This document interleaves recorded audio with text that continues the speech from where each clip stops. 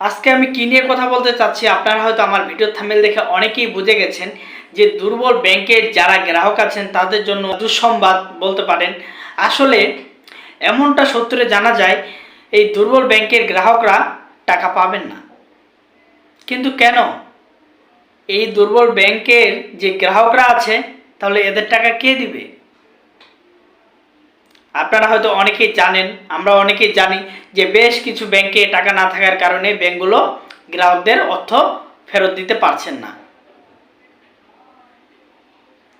কিন্তু ব্যাংকের গ্রাহকদের যদি অর্থ ফেরত না দেওয়া হয় তাহলে এই গ্রাহকদের কি অবস্থা হবে? আমি বেশ কিছু মানুষকে দেখেছি, তারা বলেছে আমার সারা জীবনের সঞ্চয় পত্র আটকে গেছে, আমি আমার সারা জীবনের সঞ্চয় এই ব্যাংকে রেখেছি, আমার এই সঞ্চয়গুলো ব্যাংক দিচ্ছে না, ব্যাংকে টাকা নাই। আমি এই কথা কেন বলতেছি? দুর্বল ব্যাংকের যারা গ্রাহক আছেন তারা টাকা পাবেন না। সম্পূর্ণ ভিডিওটি দেখলেই আপনি বুঝতে পারবেন। আর অবশ্যই সম্পূর্ণ ভিডিওটি না দেখে আপনার মতামত কমেন্ট করবেন না। অনেক সময় অনেকে ভিডিও স্কিপ করে দেখেন, হয়তো আমার অনেক কথা বুঝতে পারেন না, তখন নেগেটিভ কমেন্ট করেন। আসলে ভাই, দুর্বল ব্যাংকের যারা গ্রাহক আছেন আপনারা কেন টাকা পাবেন না এ বিষয়ে আজকে আলোচনা করব। আজকের এই ভিডিওটি শুরু করার আগে আপনার কাছে আমার ছোট্ট একটি অনুরোধ, আপনি যদি আমার চ্যানেলে নতুন হয়ে থাকুন আমার চ্যানেলটা সাবস্ক্রাইব করে রাখুন, সবার আগে নতুন নতুন আপডেট আপনি পেয়ে যাবেন। আসলে আমি কেন বললাম যে দুর্বল ব্যাংকের গ্রাহকরা কেউ টাকা পাবেন না? প্রথমে আসি, 5টি ব্যাংক অ্যাক্টিভ করা হচ্ছে। এই 5টি ব্যাংক 1 বছর পার হয়ে যাচ্ছে, তারপর হচ্ছে ঘুরে দাঁড়াইতে পারেনি। এই 5টি ব্যাংক অ্যাক্টিভ হতে যাচ্ছে, 5টি ব্যাংক অ্যাক্টিভ হলে গ্রাহকরা টাকা পাবে। এটাও একটা সান্ত্বনা। কেন সান্ত্বনা বলতেছি? এই 5টি ব্যাংক অ্যাক্টিভ করতে যে পরিমাণ টাকা লাগবে এটা হচ্ছে সরকারের সহযোগিতা নিতে হবে, কিংবা বাংলাদেশ ব্যাংক থেকে সহযোগিতা নিতে হবে।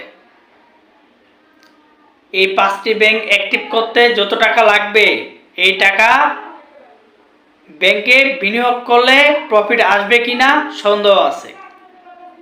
এই 5টি ব্যাংক অ্যাক্টিভ করতে সরকারের কাছে যত টাকা নেওয়া হবে এই আগামী 5-10 বছরে এই টাকা প্রফিট বিনিয়োগ বাড়াতে পারবে কিনা এই অ্যাক্টিভ হওয়া ব্যাংকগুলো সন্দেহ আছে। এই 5টি ব্যাংকের গ্রাহক যখন একটা ব্যাংকে যাবে তখন এই ব্যাংকটির অবস্থা কি হবে আপনি একবার ভাবছেন? আপনি এত সহজে টাকা পেয়ে যাবেন ভাবতেছেন? কোনোভাবেই সম্ভব নয়। এখন আসি বাকি যে ব্যাংকগুলো অ্যাক্টিভ হচ্ছে না।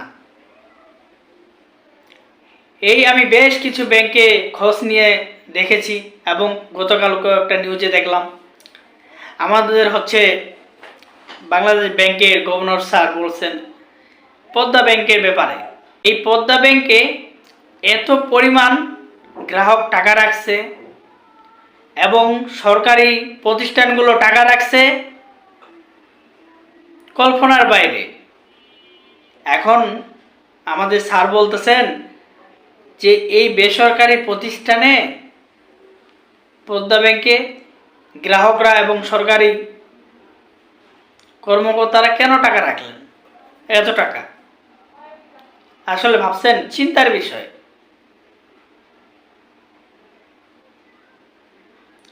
এখন পদ্মা ব্যাংকের যারা কর্মকর্তা আছেন ওরা বলতেছেন যে টাকা সংকটে যেসব ব্যাংক পড়ে আছে, দুর্বল গ্রাহকদেরকে টাকা দিতে পারছেন না,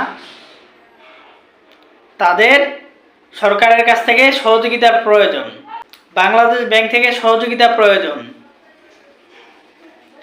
যদি বাংলাদেশ ব্যাংক থেকে সহযোগিতা না করা হয় তাহলে এই গ্রাহকদের টাকা ফিরিয়ে দেওয়া অসম্ভব। ম্যাক্সিমাম সব ব্যাংকেরই একই ঘটনা, যদি সহযোগিতা না পায় এই ব্যাংকগুলো তাহলে গ্রাহকদের টাকা ফেরত দিতে পারবে না। কিন্তু বাংলাদেশ ব্যাংক থেকে সহযোগিতা বন্ধ করে দেওয়া হয়েছে, তাহলে গ্রাহকরা কিভাবে টাকা পাবেন? আসলে অনেক দুঃখ সংবাদ। আমরা যারা এই দুর্বল ব্যাংকগুলোতে অ্যাকাউন্ট করেছি, আমরা পাপ করেছি। আমরা কিছুতেই টাকা তুলতে পারছি না। বর্তমান যে কোনো ব্যাংকে অ্যাকাউন্ট করা হচ্ছে টাফ ব্যাপার। এখন যে কোনো ব্যাংকে অ্যাকাউন্ট করতে ভয় লাগবে। কোনো প্রতিষ্ঠান যদি টাকা মেরে দেয়, এই টাকার দায়ভার কেউ নেবে না। আজকে গতকালকে একটা নিউজ দেখলাম, গভর্নর স্যার আমাদেরকে বলতেছে এই ব্যাংকগুলোতে হচ্ছে টাকা নাই, লুট হয়ে গেছে। এই ব্যাংকের আমানতকারীরা কিভাবে টাকা পাবে? তাহলে আপনি বুঝতে পারছেন এর মানে। বাংলাদেশ ব্যাংক থেকে সহযোগিতা করা হবে না, তাহলে গ্রাহকরা কিভাবে টাকা পাবেন? আমি আপনাদেরকে বলবো, আর আপনারা হচ্ছে ব্যাংকে টাকা জন্য চাপ দেন, নয়তো আপনি কখনো টাকা পাবেন না। বর্তমান দেশের অবস্থা খুবই খারাপ ব্যাংক খাতগুলোর।